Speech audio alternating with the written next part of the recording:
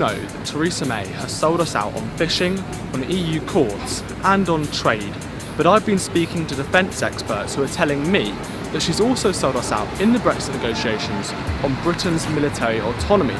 So I'm asking, what's really going on with Brexit and defence? This is a dangerous fantasy. The idea that there's going to be a European Air Force, a European army, it is simply not true. Europäische Armee. Macron's calling for a new European army. No, we should never be part of a European army. This is about the most serious compromise of our security that you can imagine. The present picture is potentially disastrous.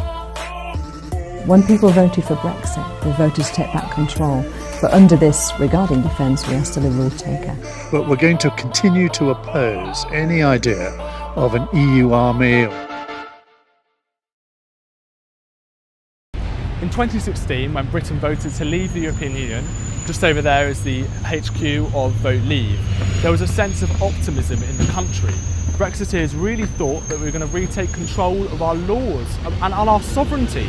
And especially defence campaigners at the time, from a group called Veterans for Britain, really thought that we were finally going to take back control of our defence autonomy. However, the picture now, and at the end of this whole process, seems to be totally different. The present picture is potentially disastrous.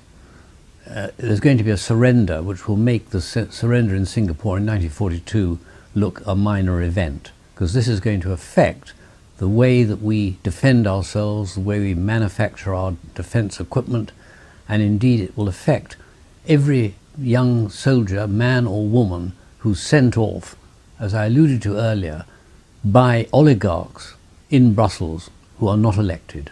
I spoke to Colonel Richard Kemp, who is currently in the Middle East, and I asked him whether the UK has used British defence in the negotiations enough to get concessions from the European Union. I think the government has used its armed forces as a kind of throwaway bargaining chip. It sees them as no more than that, unfortunately.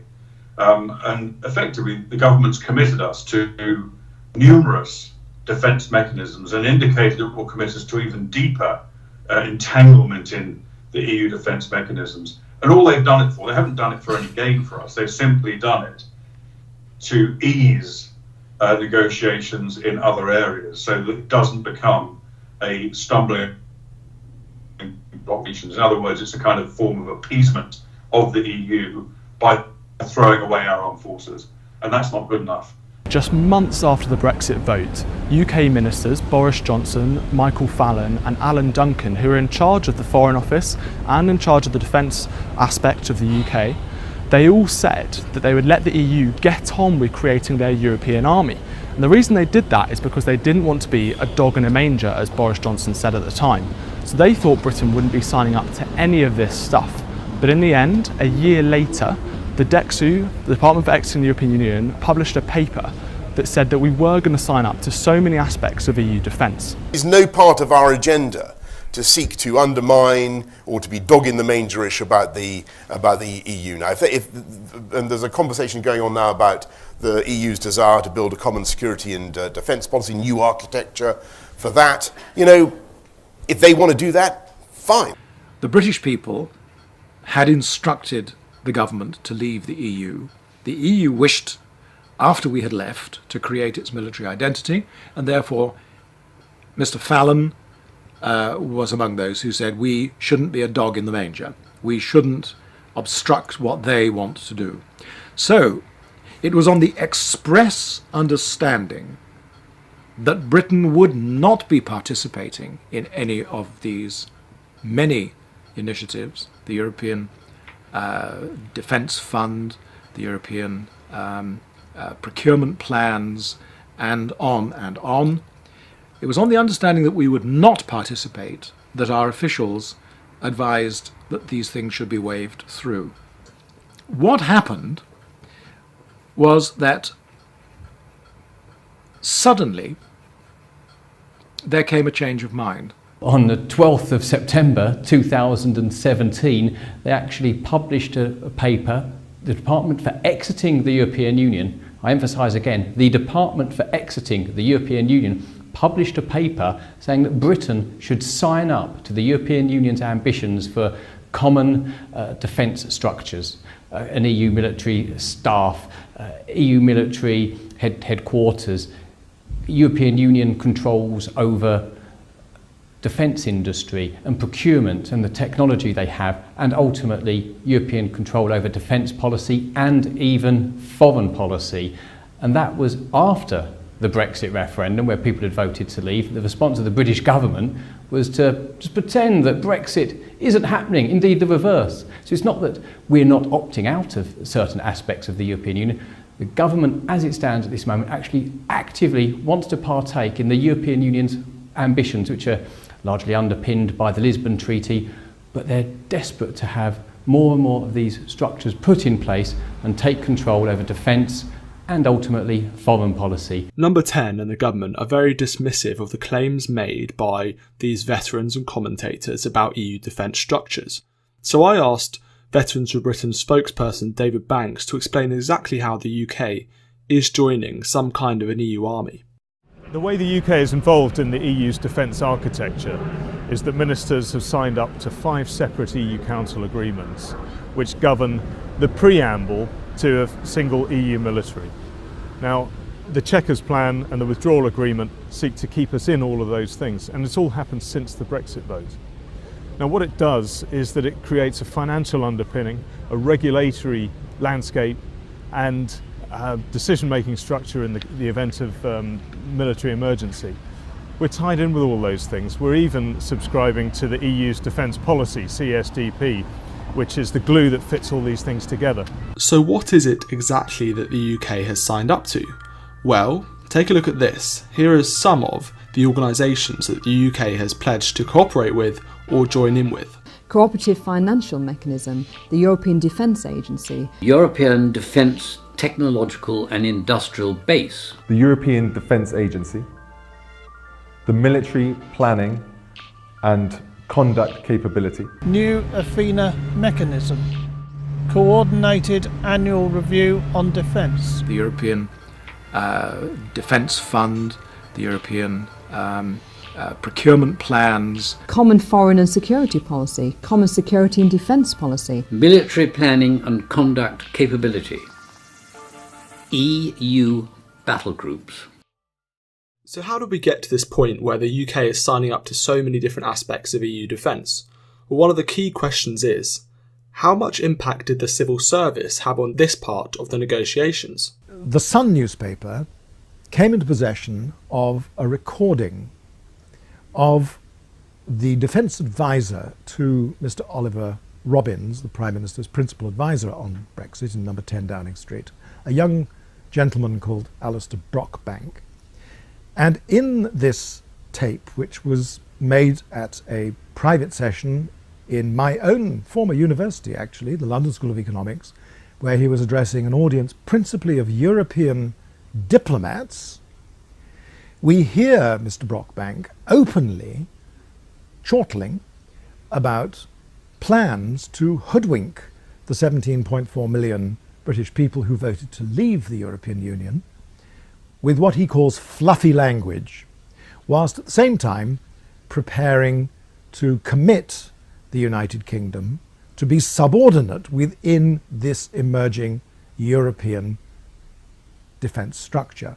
You're just about to hear a previously unheard clip. It's an exclusive to this documentary where we've got Alistair Brockbank, who was the figure that Professor Prince was just talking about, the chief civil servant in terms of the advisor to Ollie Robbins in defence. He's talking about the common security and defence policy of the European Union and whether the UK will be leaving it. He says that there will be no gap between the current situation and the situation after Brexit. This goes to the key point about whether Theresa May's Brexit deal means we are leaving the European Union at all. And honestly speaking, kind of off the record, this has caused some kind of quite difficult political conversations in the last couple of weeks in the UK.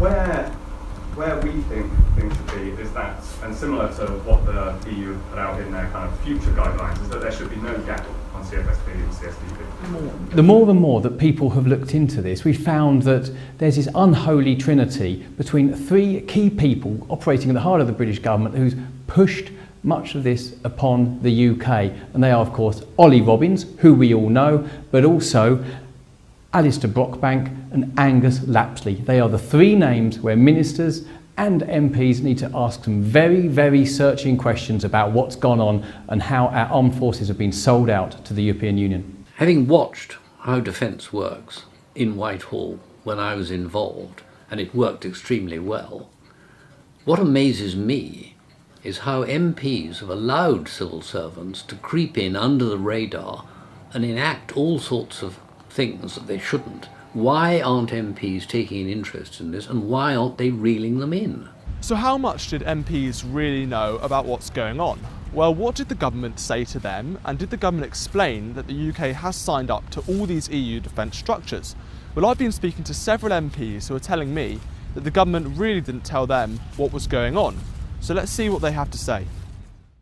Government needs to be absolutely upfront and clear about what we're being signed up to.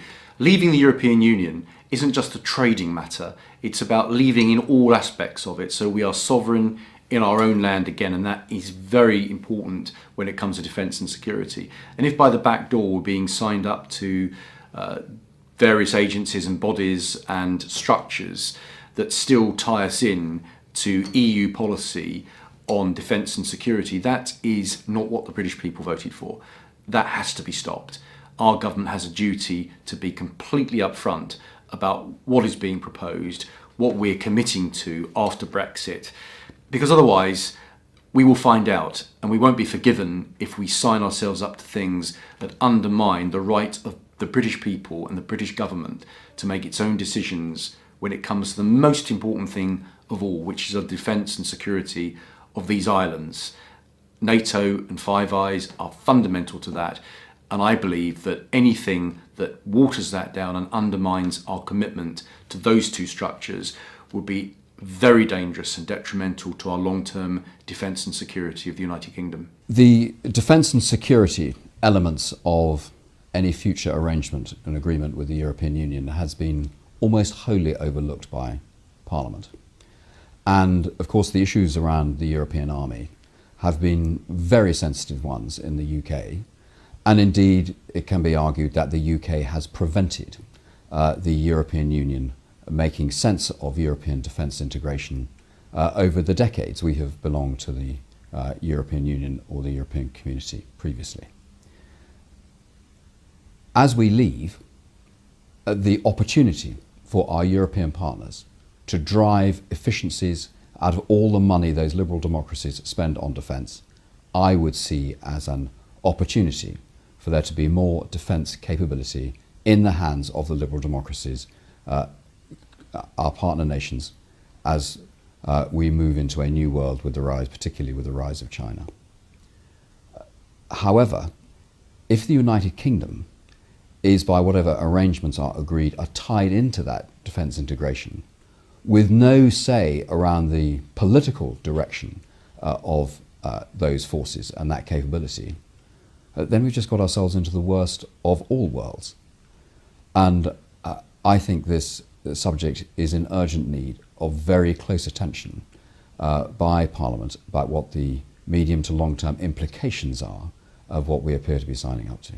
I've been on the Brexit committee for over 2 years since its inception, and with the evidence that we was getting, I thought I had a handle on what was going on with Brexit.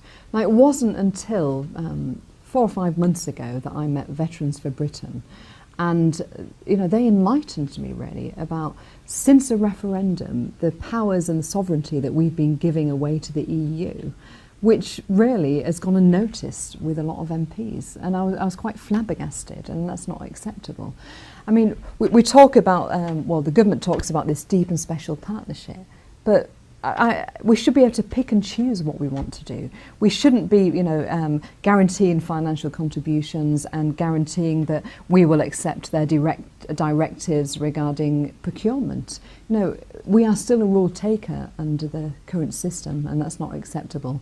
And I think the more that MPs talk about it, the more that Veterans for Britain talk about it, and the more the media pick up on it, importantly, everybody will be better informed, and we can actually take back our sovereignty regarding defence. Some people argue that it's not a problem that we're signing up to any of these EU defence institutions. The government argues that we're just cooperating with our allies and that it makes it more efficient and more effective to do it this way and to secure our defence on an international basis. However, I wanted to know, what is the main issues with signing up to all these EU defence institutions for the UK as we leave the European Union? Well, just look at our history. I think of Nelson. He's an old boy of my school, and we paraded out at Trafalgar Day every year, but you know, he represents how important it is to be an independent military power, to be able to stand up to tyranny, to bring world order, to be able to impose British values on the world, which is a good thing. And you know, it's as true now as it was then, and we are still a military power in our own right. We're not the military power in the world, but we are a military power in our own right. And when we start to allow others to control our military power, then effectively we are no longer a nation state. We lose our pride, you know, we lose the backbone of the nation, and we lose our world power, not just in hard military power, but actually we lose it in soft power as well. If I try and imagine now being in the army and being tasked what to do by the EU, I'd have real problems with that. Because 2005, when I was standing up in Royal Academy Sandhurst, you swear an oath to the Queen and to the country, and although that sounds a bit jingoistic, it's there because you believe in what you're doing. Quite frankly, we went from an economic union, which was great, like no doubt useful at the time, but all these things slightly overstep their mark, and the EU did that many years ago. So as a result, swearing my oath of allegiance to Jean-Claude Juncker, I'd find particularly difficult. Number one, I don't even know who he is as an individual. I mean, I know his background, I've seen his CV, I know what he does.